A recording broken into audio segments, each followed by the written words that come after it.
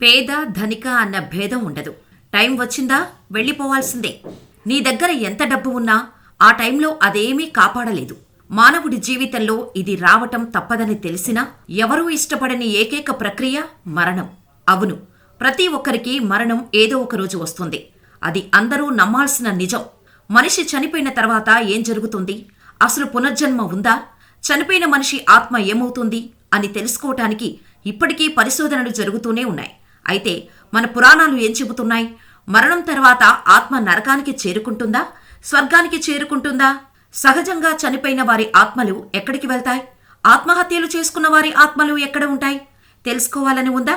అయితే ఈ వీడియోను స్కిప్ చేయకుండా ఫుల్గా చూసేయండి. పురాణాల ప్రకారం ఎవరైనా వ్యక్తి మరణిస్తే వారి ఆత్మ శరీరాన్ని విడిచిపెట్టే సమయంలో కొంచెం సేపు అపస్మారక స్థితిలోకి ఉంటుందని పేర్కొంది. ఆత్మ స్పృహలోకి వచ్చినప్పుడు శరీరాన్ని, కుటుంబ సభ్యులను చూసి నిరుత్సాహపడి విచారిస్తుందట. తన బంధుమిత్రులతో మాట్లాడాలని, తన శరీరం తిరిగి రావాలని కోరుకుంటుందట. కానీ శరీరంలోకి ప్రవేశించదు. సాధారణంగా మానవుని శరీరంలో అంతర్లీనంగా కొన్ని చక్రాలు ఉన్నాయని చెబుతుంటారు పెద్దలు. యోగ సాధన చేసినప్పుడు ఈ చక్రాలు యాక్టివేట్ అవుతుంటాయని చెబుతుంటారు. అయితే భూమితో ఇక సంబంధం తెగిపోయింది అనడానికి సూచనగా మొదట మరణానికి సుమారు 4 నుంచి 5 గంటల ముందు భూమితో అనుసంధానింపబడి ఉన్న చక్రాలతో సంబంధం తెగిపోతుందట. అందువలనే మరణానికి కొద్ది గంటలలో చెరువులో ఉన్న వారి అరికాలు, పాదాలు చల్లబడిపోతాయట. మరణం అంటే ఆత్మకి, శరీరానికి అనుసంధానింపబడి ఉన్న వెండి తీగ తెగిపోతుంది అని అర్థమట. ఎప్పుడైతే ఈ వెండి తీగ తెగుతుందో శరీరంలో అంతవరకు బంధింపబడిన ఉన్న ఆత్మకి స్వేచ్ఛ లభించి శరీరం నుండి బయటకు వచ్చేస్తుంది. కాని ఇంతకాలం ప్రేమించిన శరీరాన్ని వదిలి వెళ్లలేక మళ్లీ మళ్లీ శరీరంలోకి ప్రవేశించి శరీర అంగాలను కదిలించడానికి ప్రయత్నిస్తుందట. ఈ సమయంలో ఆత్మకి ఎన్నో గొంతులు ఒక్కసారిగా వినబడటం మొదలవుతుంది. అలా అన్ని మాటలు ఒక్కసారిగా ఎందుకు వినబడుతున్నాయంటే ఆ మరణించిన వ్యక్తి యొక్క చేరువలో ఉన్న సమూహం యొక్క ఆలోచనలు ధ్వనుల రూపంలో వినబడటం జరుగుతుంది. శరీరంలో ఉన్నప్పటిలాగానే ఆత్మ తన ప్రియమైన వాళ్లతో మాట్లాడుతుంది. నేను మరణించలేదు అని చెబుతుంది. కాని ఆత్మ మాట్లాడిన మాటలు వారికి వినబడవు. నెమ్మదిగా ఆత్మకి అర్థమవటం మొదలవుతుంది. తాను మరణించానని, ఇక తన శరీరంలో చేరలేనని, శరీరానికి సుమారు 12 అడుగుల ఎత్తులో ఆత్మ ఉండి ఆ గదిలో జరుగుతున్న అన్ని విషయాలు వినడము, చూడటము జరుగుతుంది. సాధారణంగా అంత్యక్రియలు జరిగేంత వరకు ఆత్మ అలా సుమారు 12 అడుగులు శరీరానికి పైనే ఉంటుందట. ఇక అంత్యక్రియలు కూడా జరిగాక, తన దేహానికి అంత్యక్రియలు చూసుకున్నాక ఆత్మకి ఇక భూమిపై తన జీవనం లేదని మరియు పార్థివ దేహం పంచభూతాలలో కలిసిపోయిందని నిర్ణయించుకుంటుంది. అప్పటిదాకా తను దేహంలో ఉండటం వలన ఉన్న బంధాలన్నీ పూర్తిగా విడిపోవడం వలన ఇక ఆత్మకి పూర్తి స్వేచ్ఛ అనుభవంలోకి వస్తుంది. ఆత్మ తలుచుకున్న మాత్రాన ఎక్కడికైనా పోగల శక్తి వస్తుంది. తర్వాత 7 రోజులు తాను దేహంలో ఉండగా తిరిగిన ప్రదేశాలు, ఆఫీసు, పార్కులు, ఇలా తనకిష్టమైన అన్ని ప్రదేశాలను తిరిగి చూసుకుంటూ ఉంటుంది. ఒకవేళ ఆత్మ దేహంలో ఉన్నప్పుడు డబ్బు పిచ్చి గలవారై ఉంటే మరణించాక ఆత్మ తన గల్లా పెట్టి వద్దనే ఉంటుంది. ఒకవేళ ఆత్మ పిల్లలపై మమకారం గలదై ఉంటే తన పిల్లలు ఉన్న గదిలోనే ఉంటూ వ్రేలాడుతూ ఉంటుంది. 7 రోజులు ముగిశాక తన కుటుంబానికి, ప్రియమైన వారికి వీడుకోలు చెప్పుకొని భూమిని దాటి గగనంలోకి వెళ్లిపోతుంది. కఠోపనిషత్తు నుంచి గరుడ పురాణం వరకు మరణం తర్వాత మానవుడు పశ్చాత్తాప చెందుతాడు. అనంతరం ప్రేత లోకానికి వెళ్తారు.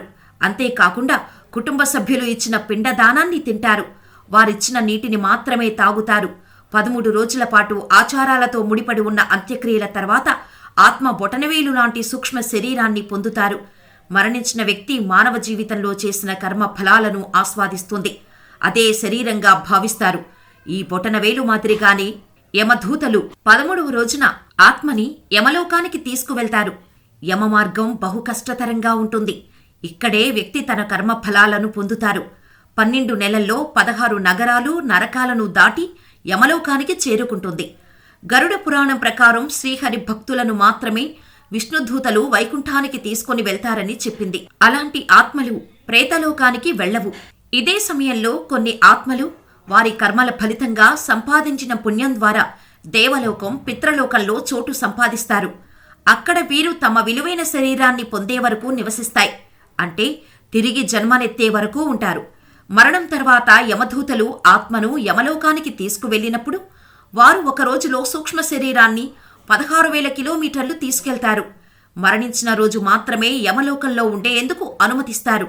గరుడ పురాణం ప్రకారం మరణించిన తేదీ నుంచి చనిపోయిన ఏడాది పాటు బ్రాహ్మణులకు తర్పణం చేయాలి. ఇలా చేయడం వల్ల యమధూతలు ఆత్మబలం పొందుతారు. వారు ముందుకు వెళ్లే సామర్థ్యాన్ని కలిగి ఉంటారు, శక్తిని పొందుతారు. ఇలా జరగని కుటుంబ ఆత్మలు యమమార్గంలో ప్రయాణంలో వారి ఆత్మలు బాధపడాల్సి వస్తుంది. దీని కారణంగా పూర్వీకులు కుటుంబ సభ్యులను శపిస్తారు, పితృదోషాన్ని కలిగిస్తారు. దీని కారణంగా కుటుంబ జీవితంలో అనేక సమస్యలను ఎదుర్కోవాల్సి ఉంటుంది. అందుకే హిందూ ధర్మ ప్రకారం చనిపోయిన 12 రోజులకు పిండ ప్రదానాలు చేసే ఆచారం ఉంది. ఒకవేళ సహజంగా మరణించకుండా యాక్సిడెంట్స్, సూసైడ్స్ లేదా బలవన్మరణాలు లాంటివి జరిగితే వారు కామలోకం అనే లోకానికి వెళ్తారట. ఆయుష్ తీరకుండా మరణించిన వారి ఆత్మ శరీరం లేక సూక్ష్మ రూపంలో ఉండిపోతుంది. భూమి మీద బతకాల్సిన అన్ని సంవత్సరాలు కామలోకంలో బతికిన తర్వాత సహజంగా మరణించిన వారి ఆత్మలతో కలిసి మిగిలిన వారి ఆత్మలు కూడా యమపురికి బయలుదేరుతాయి. మొదటిగా యముడి దగ్గరకు కాకుండా యముడి సోదరుడు అయిన విచిత్రుడి భవనం వద్దకు వెళ్తారు. అక్కడ పక్కనే వైతరుని నది ఉంటుంది. ఇందులో సలసల కాగుతున్న చీము, నెత్తురు ఉంటుంది. నరకానికి వెళ్లాలంటే ఈ నదినే దాటుకుని వెళ్ళాలి. గత జన్మలో చేసిన పాపకార్యాల ఫలాలను ఇక్కడే అనుభవించాలి. అందుకు ఆత్మకి యాతన శరీరం ఇస్తారు. ఈ శరీరానికి స్పర్శ జ్ఞానం ఉంటుంది. చేసిన పాపకార్యాలను బట్టి 5 నుంచి 40 సంవత్సరాలు శిక్షలు అనుభవించాలి. ఈ శిక్షలు పూర్తి అయిన తర్వాత ఆత్మ యాతన శరీరం నుంచి బయటకు వచ్చి మరో శరీరంలో ప్రవేశించటానికి సమాయత్తమవుతుంది. ఇక్కడే తను ఎవరిని తల్లిదండ్రులుగా చేసుకోవాలో నిర్ణయించుకుంటుందట ఆత్మ. మరో శరీరాన్ని వెతుక్కున్న ఆత్మ బిడ్డ రూపంలో పుట్టిన తర్వాత ఆ ఆత్మకు గత జన్మ తాలూకా జ్ఞాపకాలు పుట్టిన 40 రోజుల నుంచి 4 సంవత్సరాల వరకు గుర్తు ఉంటుందట. అందుకే పుట్టిన పిల్లల కారణంగా నవ్వటం, ఏడవటం చేస్తుందట. ఇదంతా పురాణాలలో ఉంది. కానీ సైన్స్ మాత్రం పునర్జన్మలు లేవని, ఆత్మలు సంచరించవని చెబుతుంది.